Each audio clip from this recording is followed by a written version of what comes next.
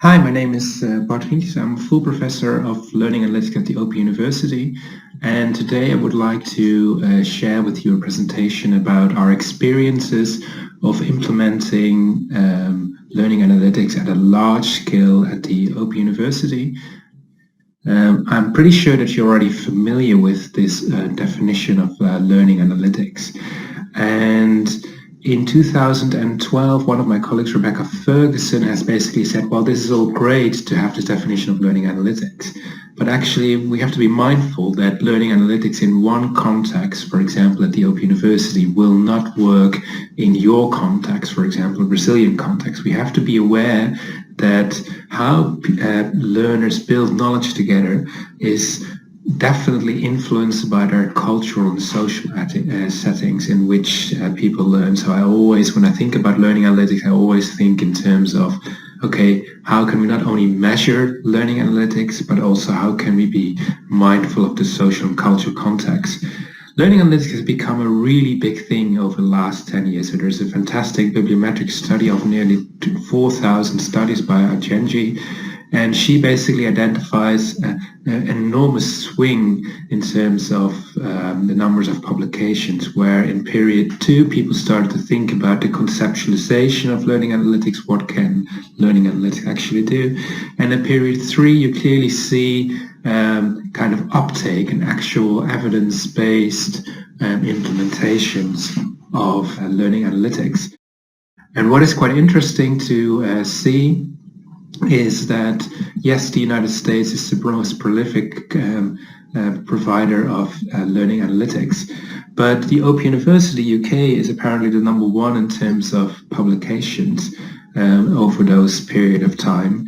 And it's quite interesting to see that apparently I'm number 4 in this list, which is great. I think what I'm even more proud of my team is that in Web of Science, the kind of Champions League of top journals, the Open University is number 1 in the world in terms of total output.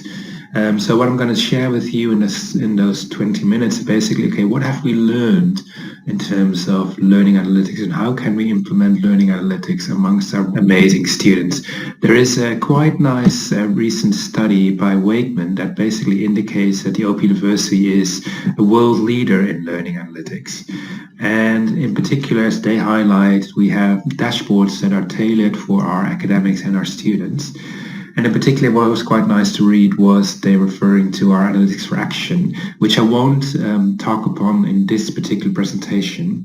But if you're really interested to see how on a day-by-day basis our teachers are using learning analytics, just Google analytics for action.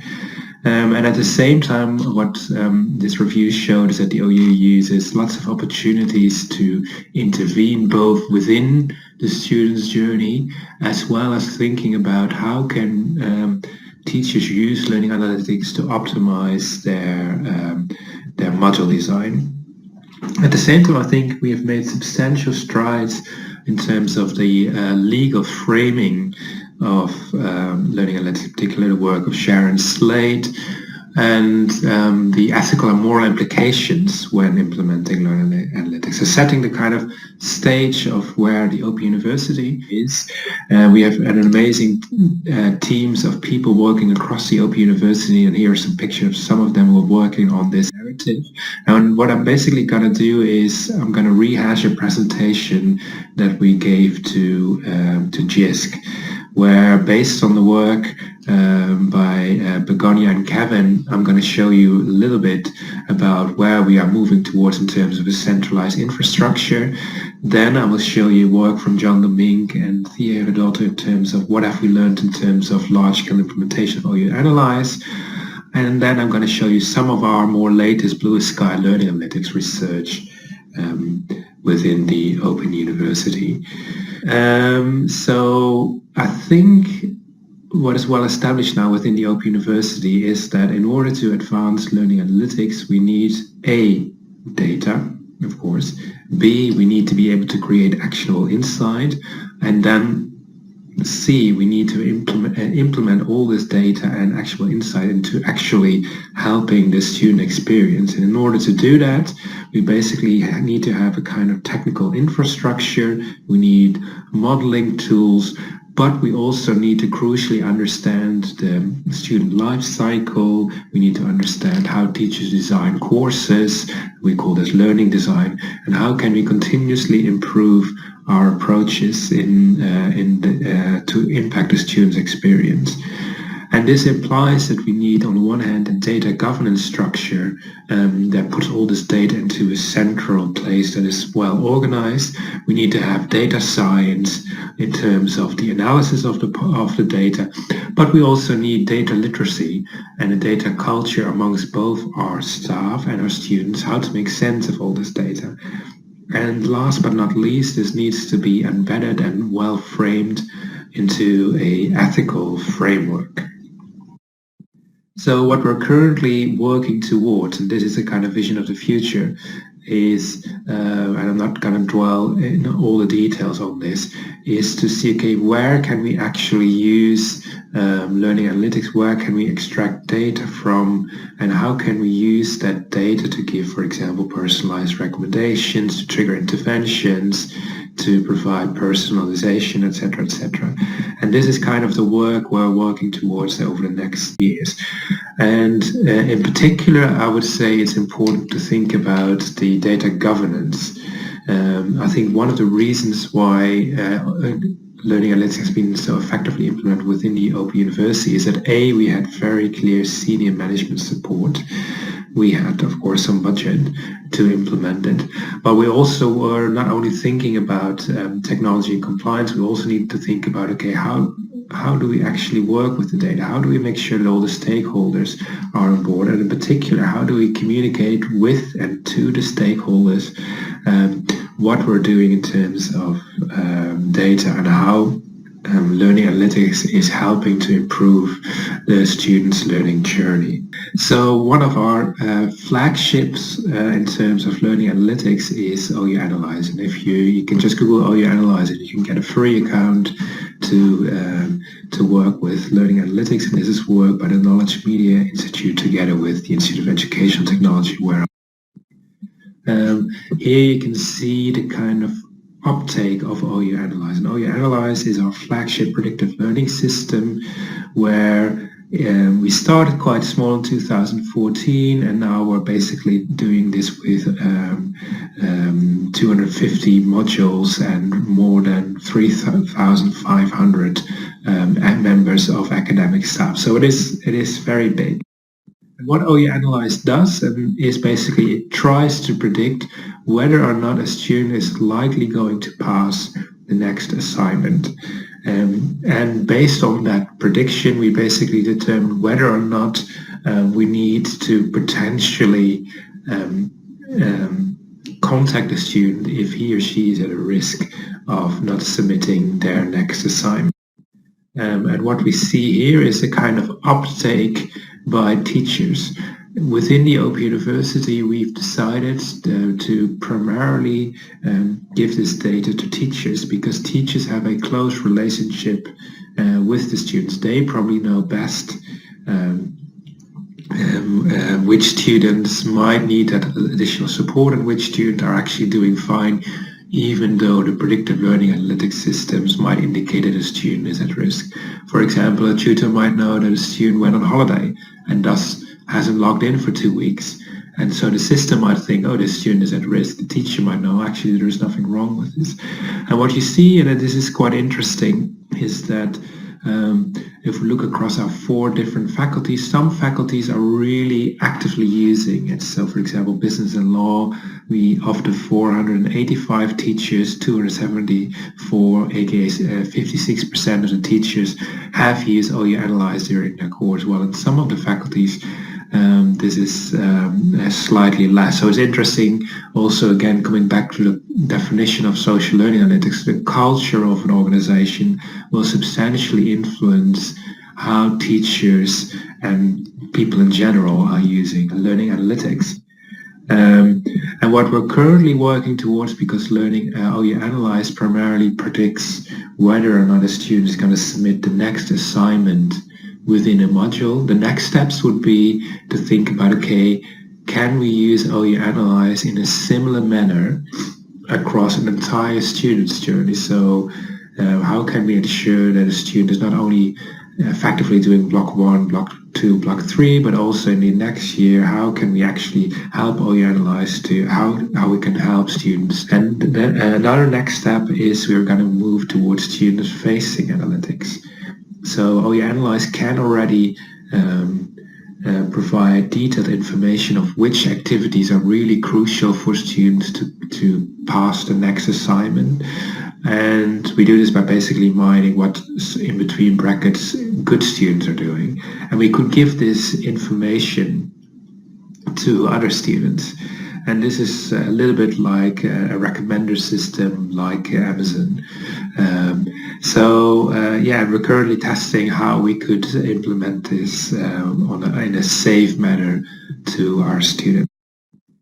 So in the next remaining 5 to 10 minutes, what I will aim to do is to show you some insights of our latest research in terms of more blue sky thinking. And I've selected 5 of my PhD students, and of course when you have a limited amount of time you can't select all the research, so I'm just going to mention the things that we haven't included, so if you're interested just Google them. So Quan Neugen is interested in how learning design influences learning analytics, and Garen Hilaire has done amazing work on the role of emotions in learning analytics. We have a new incoming Brazilian PhD student who's interested in social bias in learning analytics. And then we have a PhD student investigating the role of social learning analytics or NLP learning. And then I have 2 amazing PhD students who are now full-time lecturers in Manchester and in Sydney. Jenna has looked at using learning analytics to drive engagement of ethnic minority and international student success, and Simon Knight has used learning analytics to understand how people write and how people search for information, which is all really exciting, so just Google them. So Rogers is interested to see how we can automatically mine discussion forums and see to what extent we can use natural language processing. So what he has done is a combination of social network analysis and to look at the kind of language that people are using. So what he has, for example, found was that active students not only post more words, but also have more detailed, complex narratives relative to less active students.